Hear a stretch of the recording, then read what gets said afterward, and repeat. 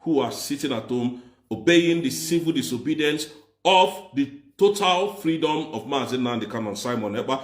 You guys are the one doing the most jobs here, and I can tell you this for free. Nigeria cannot work, will never work, and can never work in a million years. I keep telling you this. Tinubu can never change. Nothing of him can ever change. Tinubu is a murderer. He is a terrorist sympathizer.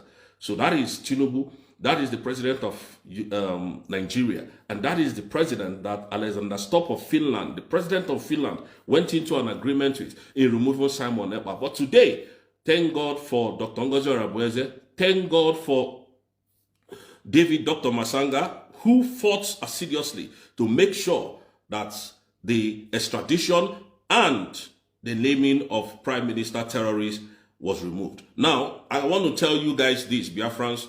Mazi Simon Ekpa is no longer facing terrorist charges. Go and verify these things I'm telling you. There is no more terrorism charges in his case, just because Finland has been dragged to the International Criminal Court of Law. And that case of terrorism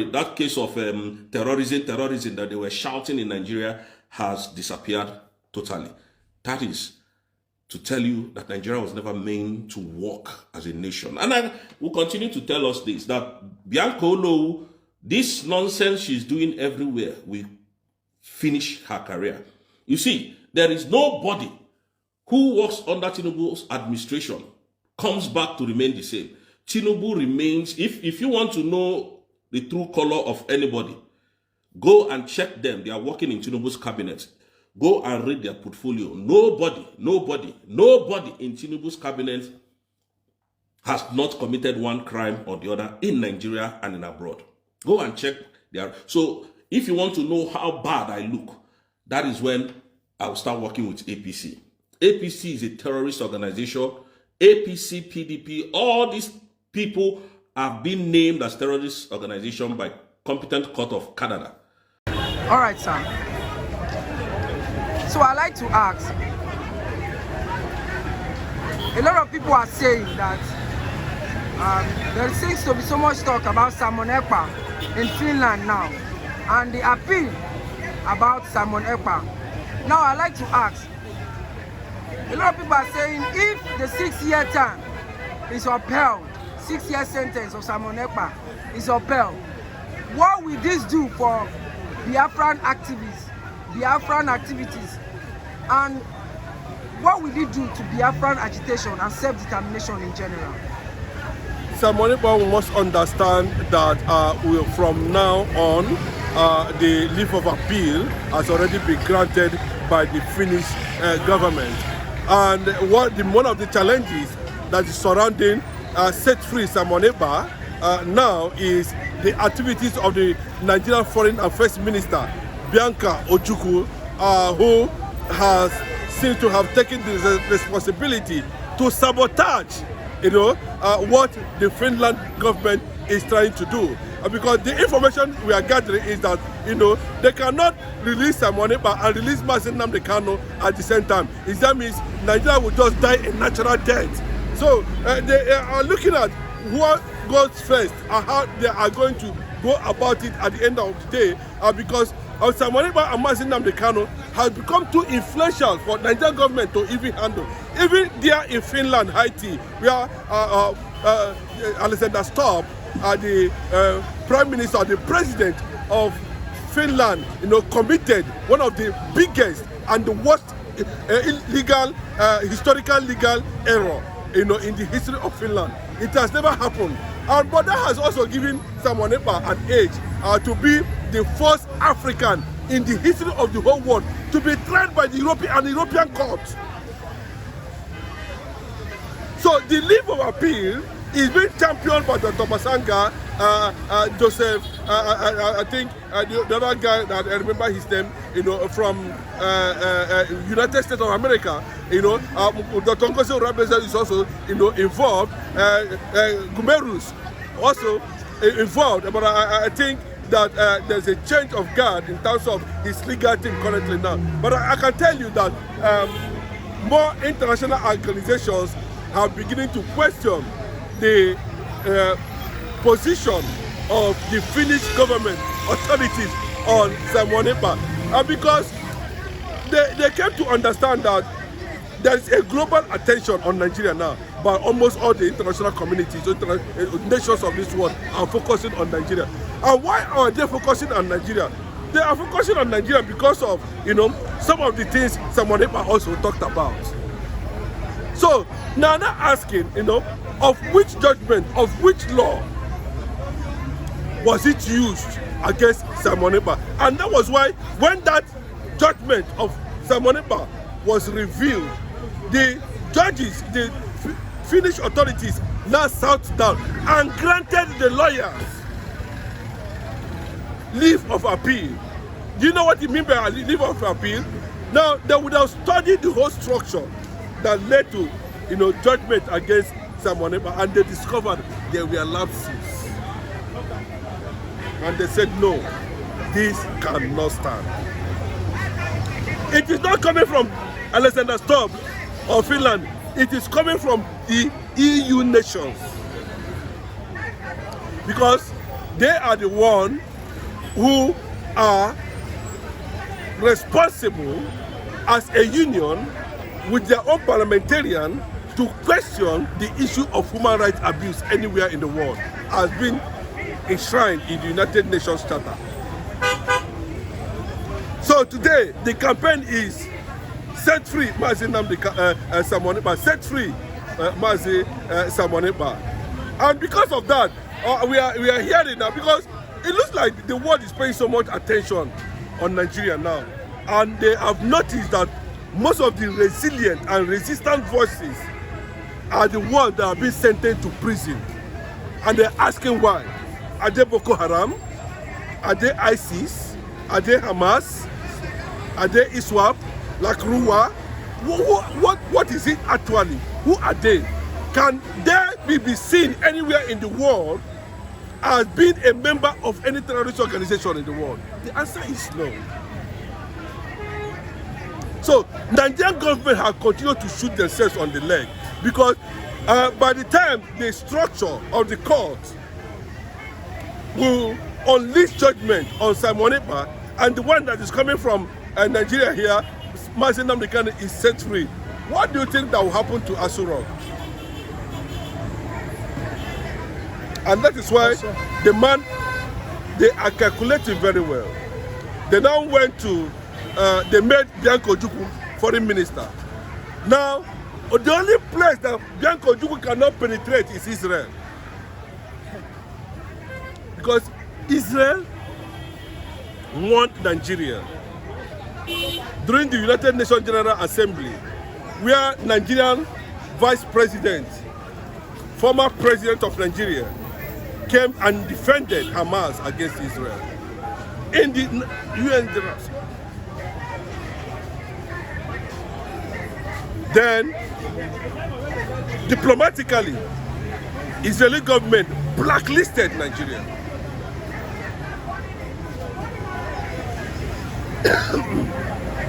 So what that means is very clear. So I'd like to ask, the Israeli government also said recently that they are looking for an ally in West Africa. Could this also be the reason why they also blacklisted Nigeria? No, Nigeria shot themselves on the leg. Nigerian government did not went to the UN General Assembly to discuss issues bordering on Israeli retaliation and try to defend themselves against enemies. There was no provocation anywhere. Over 3,000 armed Hamas leaders, militants, invaded Israeli communities on October 7th without any provocation. Then, you will say you be Nigeria, will not even get level. Nigeria is not even, nobody is considering Nigeria, Africa for anything. You went to UN General Assembly where you are supposed to discuss issues. You went there and told Israel that Hamas will deal with them. Israel, Nigerian government, president, told Israeli prime minister, government that Hamas will deal with them. And the whole world is watching. You have shot yourself on the leg. And Nigeria will have to battle with that consequences. And with the reality on ground, Benjamin Netanyahu have only made 3 statements about Nigeria on different fora, on different occasions. And it's not joking. They are not like US that engages in high-profile, advanced diplomacy. Israel does not believe in too much diplomacy, and that is it. So when they tell you they are looking for an ally in West Africa, it is crystal clear. It cannot be Nigeria. What they are telling you that is there's going to be an emerging nation that will share the same Christian value. Benjamin Netanyahu called them pseudo-Christians. You know what I mean? And if you go to the theological aspect, there's a general name for them. But next time we'll come to that. But if you look at what Finland is trying to do at this point in time, is they are trying to exonerate themselves or possibly surrender whatever that has transpired with them, between them and Nigerian government, because it is breeding consequences that will destroy Finland. All the Scandinavian countries that are involved, including Norway, that were involved in what happened to simonekpa, because their hands are clean, they are not terrorists. There is not anywhere. Go to United Nations Court, go to World Court, go to ICC. They are engaging in visible organizations that the world is welcome, that the world does not see as a terrorist organization. But Bola Ahmed Tinubu and Buhari, and today the court said by August, simonekpa will be set free. And if simonekpa is not being set free, they will shut down the entire EU embassies in those countries. But I'd like to ask, what is the main reason why the Nigerian government seems to be covering up some of these activities, trying to stop the appeal of simonekpa, trying to still make sure nnamdikanu is sentenced to death, because we are also hearing stories that they are trying to cross appeal so that he can be sentenced to death. What are the main reasons why the federal government of Nigeria is trying to engage in all of these activities? The same reason why Odumegwu Ojukwu, seceded from Nigeria. Listen, I repeat. It's an extension of the conquest agenda that led to Ojukwu succeeding from Nigeria. If you watch some of the Ojukwu's interview, Ojukwu also entertained the same fear that nnamdikanu and simonekpa is entertaining today.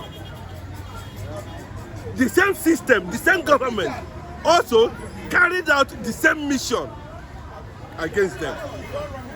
So you don't understand that, it has become an issue that everybody have come to realize that, that the Biafra nation, the Biafra people, seems to be the only obstacle this jihad is afraid of.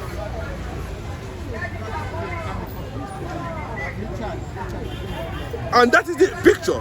So, to tell you that Bola Ahmed Tinubu to mission, we saw them, the Buhari went for nnamdikanu. Bola Ahmed Tinubu came, Muslim ticket, they went for. They don't care whether the Southwesterners are being killed or, of course, they have told them that, they have said it very clear that it's even better that Fulani control them than an Igbo man to become president.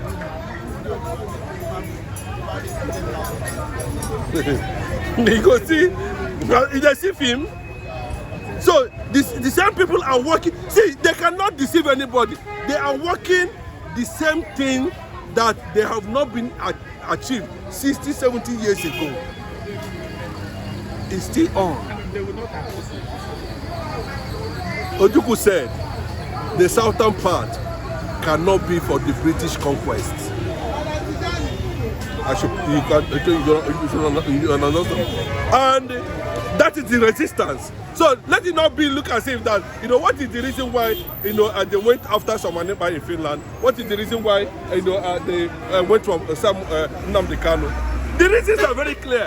Anybody that is painting another narrative, is trying to, confuse you the way that they are confusing Nigerians about Islamization in this country. But to the surprise of many, very dark man said it. Have you seen an Igbo man or IPOB carry gun and invade any community in Nigeria? Have you seen IPOB carry gun, invade any community in Nigeria? Why is it that everybody is quiet? Because it is not an Igbo thing, and when it becomes an Igbo thing, it becomes a serious issue. The Biafran people will never be conquered by Islam. And we are saying very clearly that there's no need of fighting over whether I will fall under conquest or not. That the best thing for them is that live and let live. Ebe bere, ugo bere. Abi, the North say they want Sharia. Give them Sharia. Let them practice their own Sharia in their own country, in their own way. If the Yoruba say they want Sharia and Christianity, give them. Okay? Biafra, United Nations has assessed the Biafran constitution and they have declared it a secular nation with Christian values.